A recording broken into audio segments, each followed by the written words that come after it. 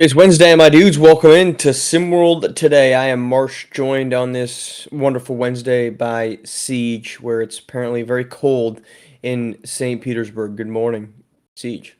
Morning. It's chilly in my apartment, and so Yeah, I that's what feel really matters. But it is hump feel day, that. so we're excited for that. Yeah, the old Arctic breeze of the AC. Well, there was an Arctic breeze rolling through Boston last night because the Cleveland Cavaliers, after a scintillating, if not boring, Game 7 win over Orlando, were greeted with the best team in the Eastern Conference. And the Boston Celtics steamrolled, powered by a big Jaylen Brown night, but to say it was one man would be disingenuous from the performance across the board. 32 from Brown to carry the show, but 25 from Derek White, 18 from Jason Tatum, and this thing was over by the end of the first half. 120-95. Boston wins it, takes game one. Siege. No shock to me at all that Boston won and won in this capacity. Yeah, I'm right with you there, Boston. I think they are the best team in the East. I'll say personally, I think the Magic would have given them a better series than I think the Cavs will. Yeah, they got Donovan Mitchell, everything. I think the Magic have better forwards to compete with what the Celtics put out there. But hats off to Jaylen Brown. I don't really consider him a super consistent player, especially in the playoffs. But if he can perform like this pretty often, I think they'll have no problem continuing to plow through the East. I think the only team left that poses any real possibility of taking them out before the finals is the New York Knicks.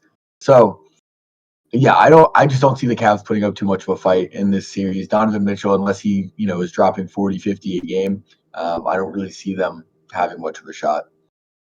Well, Mitchell had a good night. 33, 4 of 11 from deep, 12 of 25 overall. He was fine. I mean, Yeah. if you're going to shoot 20 times, you're going to score 30. There wasn't anything when you watch that game when you're suddenly like, wow, Donovan Mitchell is getting rolling. But we were scared of the lack of three-point shooting for Orlando, right? Franz Wagner has a bad game 7. This team doesn't have a lot of shooters.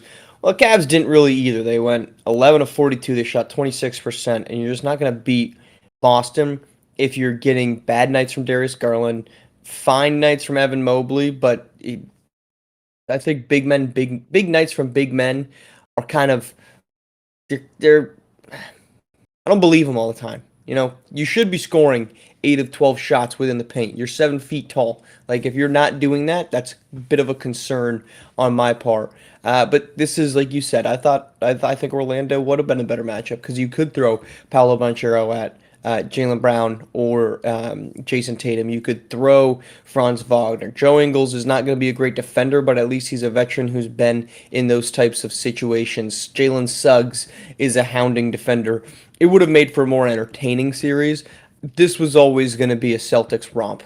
The fact that Miami even if you question the Miami Boston series at any point, especially after game 2, you're a Miami Heat fan, is what you are, because no sane person would believe otherwise. This was my concern also with the Eastern Conference, with Milwaukee not having a great season, with the 76ers falling apart. Are we just going to get a month's worth of mediocre basketball to decide an Eastern Conference champion where we already know it's going to be the Boston Celtics? Well, I think we are on the Celtics side. I think most of their series are going to be that way. I've actually thought every game the New York Knicks have played so Yes. far has been pretty electric for me to watch. I love the team that they've composed. Jalen Brunson is fun to watch, but nobody on that roster is more fun to watch than Josh Hart. I love the way Josh Hart plays. I love the way he crashes the board. He's just like he's a hustle player in the truest sense of the word to me. Um, so I think the best chance we have at a truly entertaining series in the Eastern Conference is going to be the Knicks and the Celtics matching up in the Eastern Conference Finals. And I think it's going to take a lot from the Knicks to get past the Celtics, anyways. Um, to be real, I think the Eastern Conference is just a little lackluster this season because of the injuries to Giannis, the Sixers not really living up to potential like they should have. Jimmy Butler's not around. It's just a lackluster postseason from the East, and thank God we got the West with all the teams playing lights out basketball out there, because this is the Celtics conference to lose this year. Yep, as it was half a decade ago when LeBron was still there, and for the decade he was there before. The Eastern Conference somehow is just never going to be as good as the Western Conference, which got rolling last night. And you can make the case it might not be much of a show in this Western Conference semis between Oklahoma City and Dallas. 117-95. The Thunder, they're you want to doubt them. You got so many people that'll say, well, they can't do this, they can't do that, they're too young to do this, they're too young to do that. Well, they just torched a Dallas team, particularly in the second quarter where this thing was still competitive for a minute. Shai Gilgeous-Alexander, 29. Jalen Williams, 18. Chet Holmgren, 19. Jay Williams off the bench. Isaiah Joe, he only had 6, but his threes just always felt like a backbreaker. This team is good, man, and we might be looking at the future of the Western Conference between Oklahoma City and Minnesota with their young superstars that are taking the league by storm, destroying teams that there were so many people that I heard last night before the game talking about, well, Dallas is going to win this one. They've got the veteran. They've been here before. Oklahoma City is not afraid of a single damn thing. Nah, they absolutely aren't, and we talked about it really all season, but this playoffs is even more of an indicator of it, of this changing of the guard that's going on in the SWBA, not just with these superstars at the top, but with the top teams. Denver is still going to be one of the top teams, I believe, but this Oklahoma City Thunder team, and as you mentioned, the Minnesota Timberwolves, those are the new best teams in the West. They're young. There's no reason they shouldn't be up there every year. Shai Gilgeous-Alexander, 29 last night? SGA scoring within 2 or 3 points of 30, whether it's above or below it, is inevitable. He's the most consistent guy in the league when it comes to how many points he's going to put up in a given night. It's always somewhere around 30. It's crazy how consistent he is with that. And the roster they've built around him with, lanky, athletic defenders who can also score, it's sensational what they've done building. And Timberwolves, I won't even get into that, but Anthony Edwards is him. He's the future. So yeah, I'm excited about this. I do think the Mavs will put up a better fight than we saw in Game 1. Both Luka and Kyrie not really had their best game, and that whole team is built around them being the superstars they are. It's funny when you watch that game last night, the play styles are so dramatically different. With Oklahoma City, it's this staccato. It's quick. It's to the point. It's moving. There's constant energy on the floor. The ball makes its way to Dort. Dort pump fakes. He moves to the side. The defender flies by. He takes a step in. Then it's over to Joe. He's driving. It's out to Williams. He's into kick out to Shai. There's just this constant whirling dervish of activity. You flip to Dallas, and it's this like concrete feet in the mud. Yeah, Kyrie is incredible with the basketball. Yes, Luka Doncic is incredible with the basketball, but they're so slow, and not in a bad way because it obviously works, but it's just so completely different. And the energy of the building, you could feel it. When you're watching that game, you could feel when Oklahoma City was rolling, that place was absolutely electric. And then when Dallas would have a pace, particularly in the first half, first quarter, and early parts of the second, the game and the energy in the arena was just zapped because of the pace. To me, we deserve, as basketball fans, an Oklahoma City Minnesota Conference Finals just to be entertained by the thralls of the energy that both Shai and, like you said, Anthony Edwards, who I'll go on a hot take. I'll steal this one from J Rock, or steal it before he can say it. Within the next decade, we're going to start talking about Anthony Edwards as a top 3 player of all time. He's got that type of energy. He's got that type of play style. He is taking the league by storm. Siege. Did you say in the next 10 years? Yes. You think it's gonna happen that quick? I mean, it's already happening right now. He went into Denver and demolished Who's calling him the greatest them. of all time already? What are you talking about? I'm not going to say all time. I said within the next decade, we're going to be talking about him as a top 3 player of all time. Because look at what we saw with LeBron James, right? He comes so he's 39, so 7 years ago would have been 17. He's just gone up against the Golden State Warriors. He's gotten to 7 straight SWBA finals at that point in time. Anthony Edwards is capable of doing that with the Minnesota Timberwolves, or just in But general. the thing is, as much as I think that's a wild statement, I don't want to argue because I am an Anthony Edwards super fan. I will call myself that. I love the way he plays. I love his ideology when he talks about, you know, why are you resting games? People bought tickets to come watch us play. I love the way he carries himself. So, um, as much as I think that's a crazy statement, I'm not going to argue it because I hope that it's true. Let's head to the prep level where Gulf Coast Lockdown gets a 10-point win over H-Town. Game was competitive through the first half, much of the third quarter before Gulf Coast pulled away. Another big night from Avery Cooks, 16, 6, and 3. 5 of his last 6 games, he scored at least 18, last night being the one outlier. Carson Cupworth, a quick 15 and 7. Ezekiel Bull was all over the place. Might have been the best player on the floor last night. And that's all with Almighty Soul going for 26 points on 24 shots.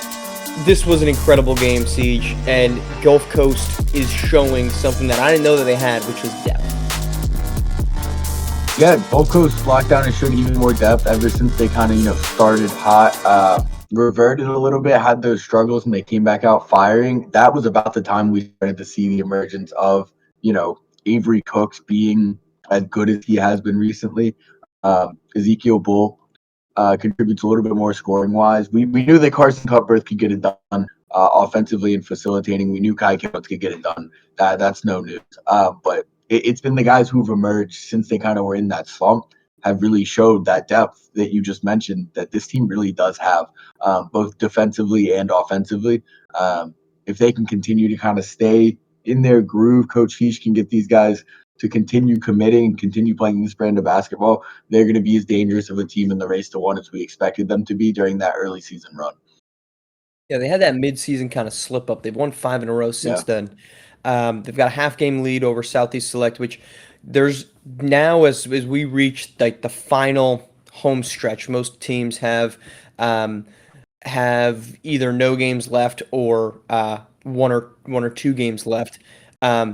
That to me, the Southern Region race for the first seed is the most interesting race because you want to get Indy and Queen City Kings, in my opinion. Indy especially, who's been really bad.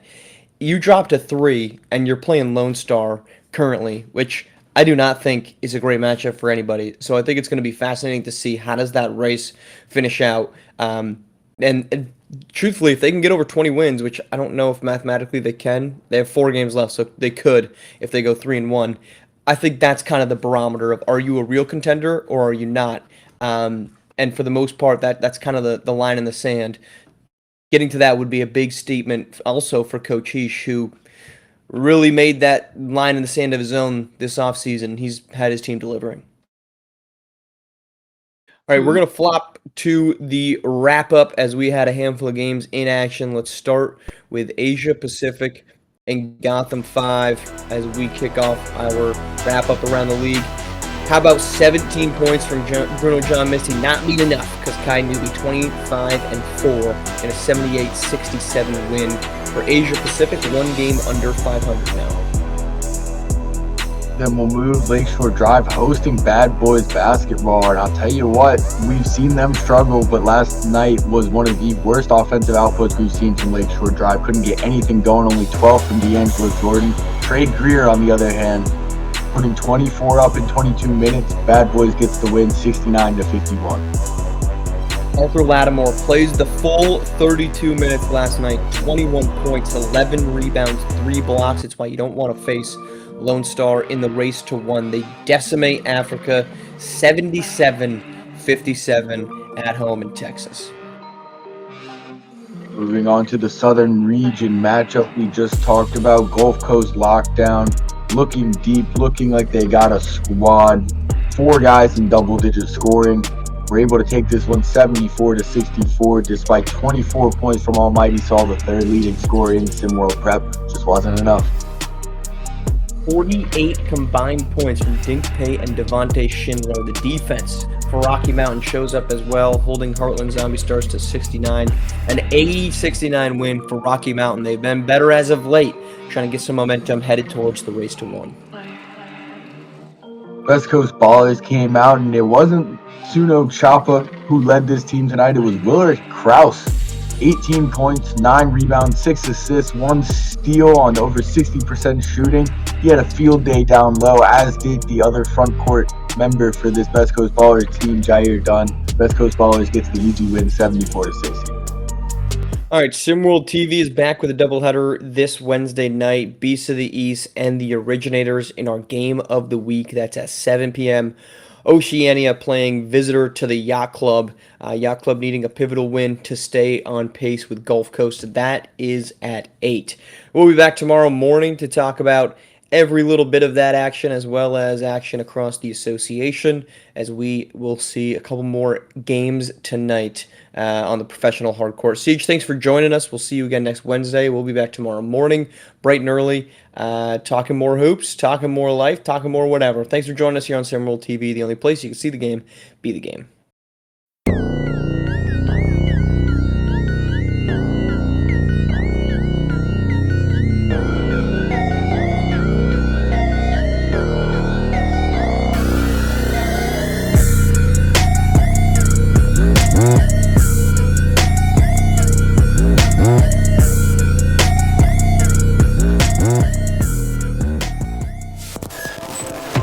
This has been a presentation of SimWorld Sports.